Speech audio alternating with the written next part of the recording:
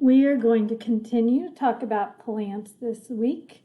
And so the book I chose to read for you all is called We All Need Plants. So I'm going to read it for you the first time, and then I would like you to read it the second time. Animals need plants for shelter.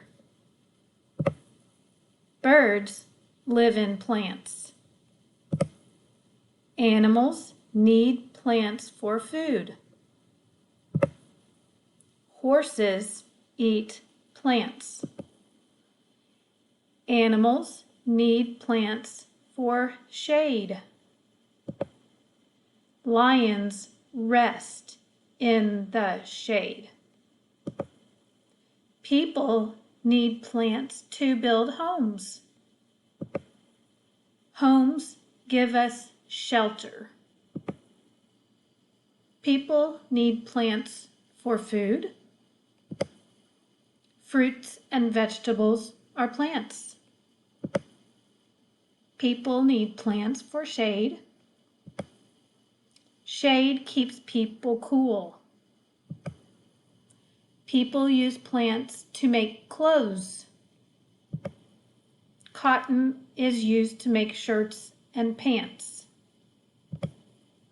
Plants make the earth beautiful. Okay, so I have finished this book. I'm going to go back. I can review it. I can tell how I like this book, but I don't need to do that. Now I'm going to find it again so that we can read it one more time.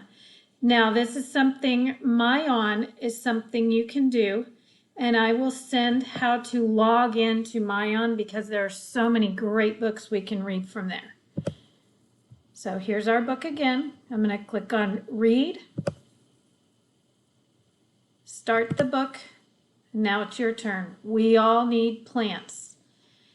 Now I'm going to go through it. I'm going to show you each page. I'm going to just be quiet.